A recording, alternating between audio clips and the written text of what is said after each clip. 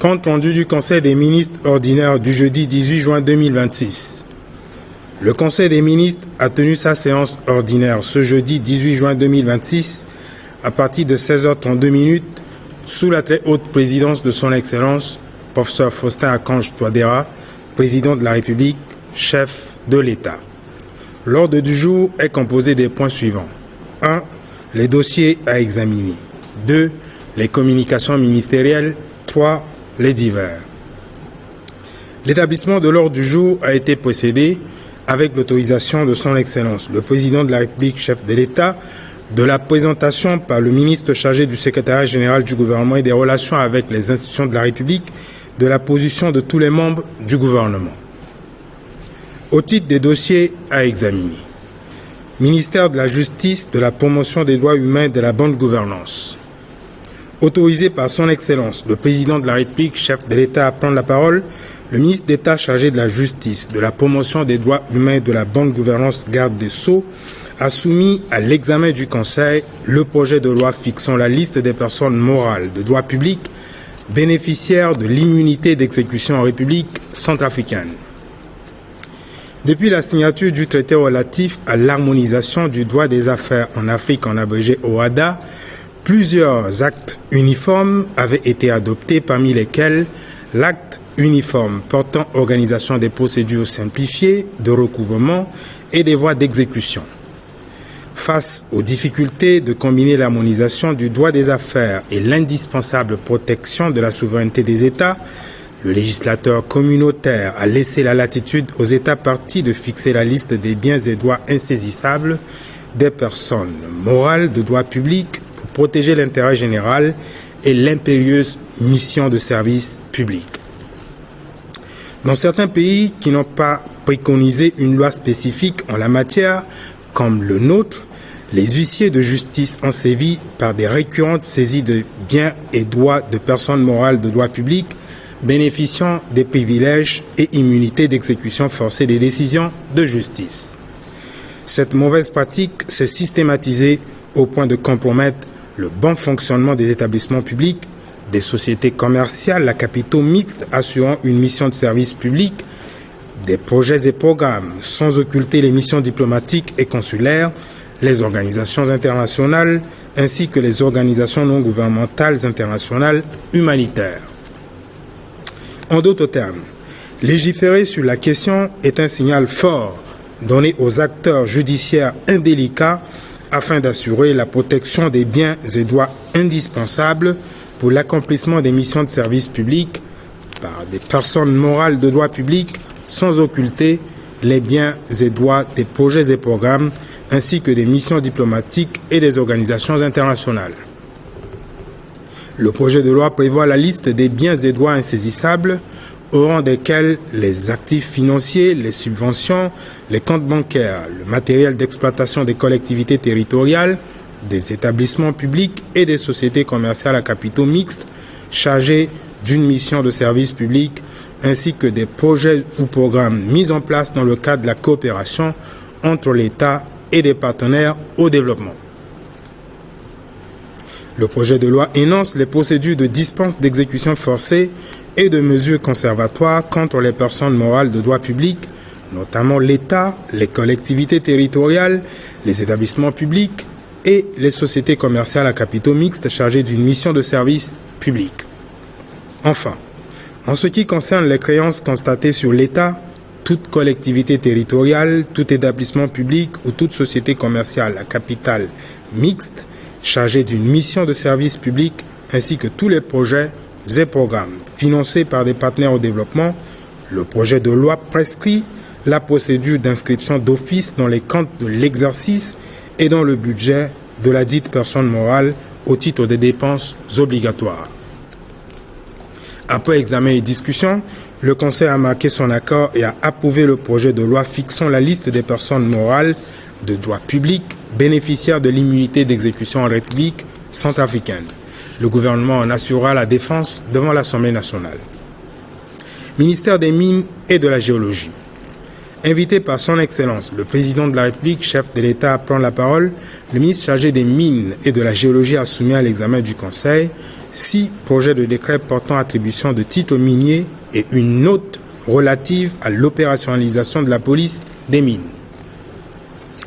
Les 6 projets de décret portant attribution de titres miniers sont consécutifs à 4 demandes d'obtention de permis d'exploitation minière et 2 demandes de délivrance de permis de recherche. La loi numéro 24.008 du 21 août 2024 portant Code minier de la République centrafricaine dispose en son article 94 que l'octroi d'un permis d'exploitation industrielle est subordonné à la signature d'une convention minière entre l'État et la société d'exploitation créée par le titulaire du permis de recherche pour l'exploitation du gisement découvert. De plus, en son article 85, la loi dispose que l'octroi du permis d'exploitation industrielle donne lieu à l'attribution gratuite et en pleine propriété à l'État de 10% du capital social de la société d'exploitation libre de toute charge. En outre, il est requis que toute demande de permis d'exploitation industrielle soit accompagnée d'un plan de développement et d'exploitation du gisement, d'une étude de faisabilité démontrant l'existence d'un gisement économiquement exploitable,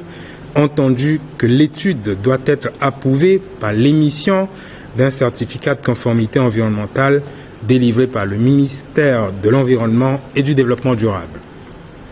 Le permis de recherche est attribué par décret pris en Conseil des ministres sur rapport du ministre chargé des Mines et de la Géologie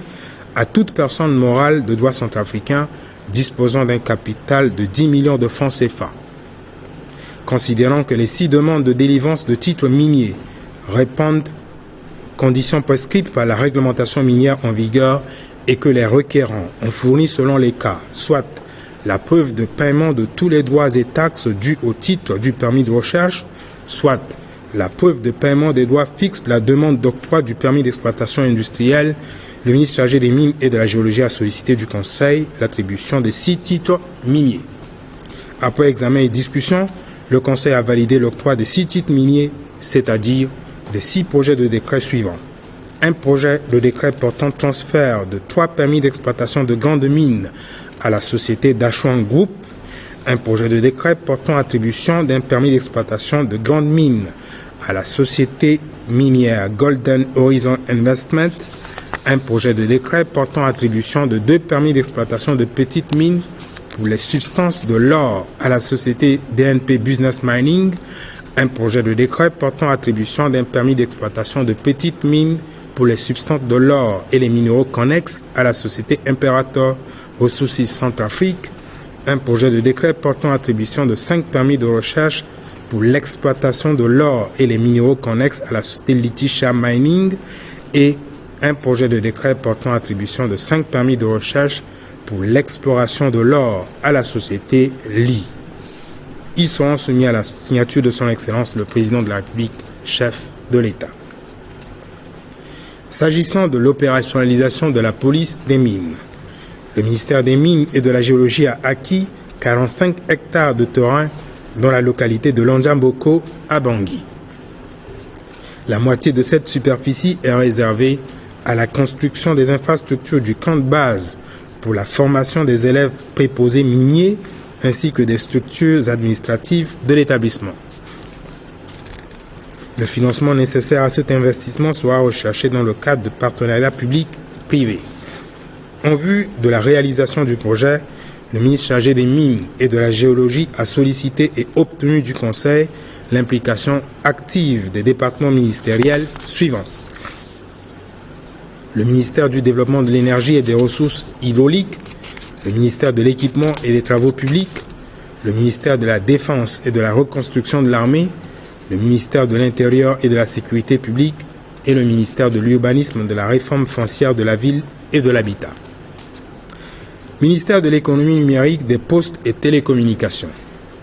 Autorisé par son Excellence, le Président de la République, chef de l'État appelant la parole, le ministre chargé de l'économie numérique, des postes et télécommunications a présenté à l'appréciation du Conseil un projet d'émission et d'imposition de nouveaux timbres postes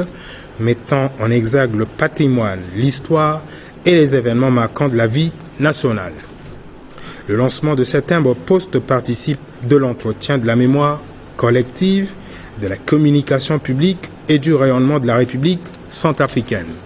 Il s'inscrit tout particulièrement dans la mission de l'administration postale de valorisation de l'image de l'État tant au niveau national qu'international. L'examen du projet d'émission et d'imposition de ces nouveaux timbres-poste a donné l'occasion au Conseil de porter une attention particulière sur l'application des dispositions légales et réglementaires en vigueur en matière de droit de timbre fiscal et des actes administratifs qui y sont soumis. Au titre des communications ministérielles, le ministre chargé de l'action humanitaire, de la solidarité et de la réconciliation nationale a annoncé au Conseil la célébration en différé le 19 juin 2026 de la 11e journée commémorative en mémoire des victimes des crises militaro-politiques en République centrafricaine, instituée par décret numéro 16.195 du 24 mars 2016 et célébrée le 11 mai de chaque année. Le Conseil en a pris acte. Le ministre chargé de la Santé et de la Population a présenté au Conseil une communication relative à l'état de préparation de la République centrafricaine face à la menace d'importation de la maladie à virus Ebola. En République démocratique du Congo, la situation épidémiologique régionale du 11 juin 2026 fait état d'un enregistrement cumulé de 782 cas confirmés et 181 décès. La gestion des contacts donne 6275 contacts suivis, 3548 vus, soit un taux de suivi de 56,6%. Tant une zone de santé sur 104 sont atteintes, ces données traduisent l'extension de la progression de l'épidémie qui augmente le risque d'importation en République centrafricaine. En Ouganda, le pays a enregistré 19 cas confirmés, 2 décès, 1 cas probable. La situation est stationnaire. En République centrafricaine, les activités prioritaires du plan de préparation et de réponse sont en cours d'exécution. Un accent a été mis sur la détection des alertes. Selon les données de la surveillance épidémiologique du 11 au 17 juin 2026, les points d'entrée terrestre et fluviale de Bangui ont enregistré 5402 voyageurs, chacun présentant une température normale inférieure ou égale à 38 degrés. À l'aéroport international Bangui-Mpoko, sur un effectif de 972 voyageurs enregistrés, 794 ont présenté chacun une température inférieure ou égale à 38 degrés Celsius. Dans 2 hôpitaux centraux de Bangui, sur un effectif de 5982 patients, aucune température strictement supérieure à 38 degrés Celsius n'a été signalée. De plus, le rapport d'une mission de terrain conduite le 17 juin 2026 à Zemio, dans le Hombomu, préfecture frontalière avec la République démocratique du Congo, indique que le dispositif sanitaire est en avance sur le plan de préparation et de réponse à une éventuelle importation de cas de maladie à virus Ebola. Le Conseil en a pris acte. Le ministre chargé de l'administration du territoire, de la décentralisation et du développement local, coordonnateur de l'opération Kwati-Kodro, a rendu compte au Conseil des activités de l'opération Kwati-Kodro du samedi 13 juin 2026. Les activités de l'opération Kwati-Kodro, placées sous le signe de développement communautaire et de solidarité nationale pour la lutte contre l'insalubrité dans nos villes, se sont déroulées dans le Grand Bangui ainsi que dans les autres préfectures de notre pays. Dans le Grand Bangui, le marché Miskine dans le 5e arrondissement était le centre de gravité de l'opération citoyenne, avec la participation hautement remarquable de son Excellence professeur Faustin Archange Touadéra, président de la République, chef de l'État, avec à ses côtés le Premier ministre chef du gouvernement, suivi des membres du gouvernement.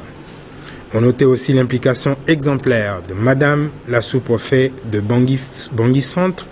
ainsi que des nouveaux maires élus des 4e, 5e et 6e arrondissements de la ville de Bangui,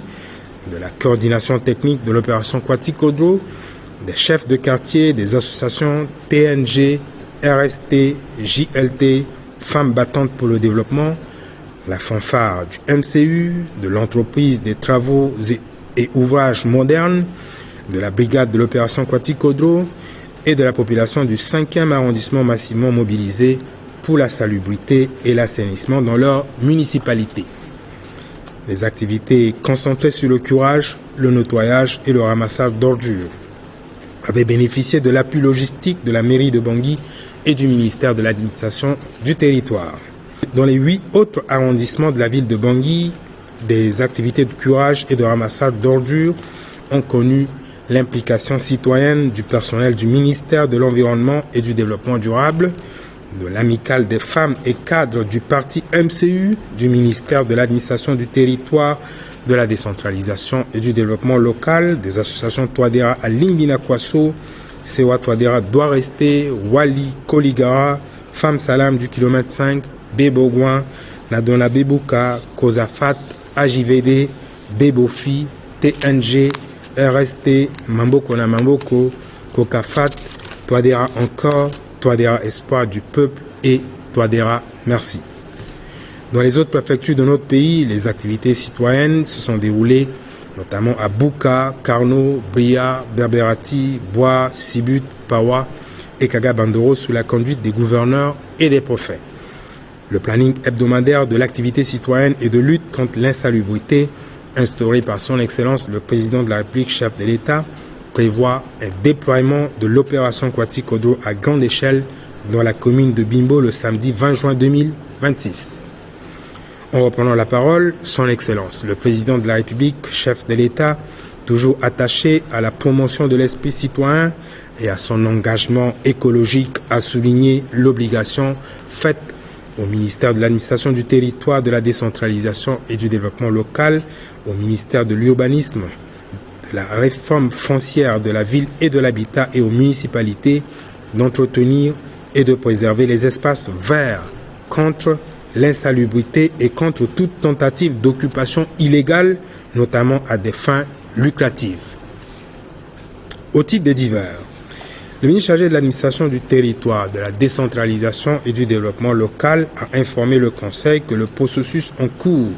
visant à installer les bureaux exécutifs des municipalités a enregistré l'élection le mercredi 17 juin 2026 de Mme Priska Roselyne Mano au poste de maire de la ville de Bangui. Madame le ministre chargé des Arts, de la Culture et du Tourisme a annoncé au Conseil que la journée mondiale de la musique célébrée le 21 juin de chaque année sera célébrée pour l'année 2026 en différé. Le ministre chargé de la fonction publique et de la réforme administrative a informé le Conseil de l'édition à paraître des statistiques de la fonction publique relatives aux conditions d'accomplissement des missions de service public par les fonctionnaires et agents de l'État pour un département ministériel donné. Enfin, le ministre chargé du Commerce et de l'Industrie a informé le Conseil d'une série de visites qu'il a conduites du 12 au 17 juin 2026 sur les sites des entreprises industrielles au fin de s'enquérir des conditions relatives aux capacités de production, de transport et de débouchés extérieurs. L'ordre du jour étant épuisé, son Excellence, le Président de la République, chef de l'État, a levé la séance à 19h15. Faite à Bangui le 18 juin 2026, le ministre chargé du secrétariat général du gouvernement et des relations avec les institutions de la République, Ernest Mada.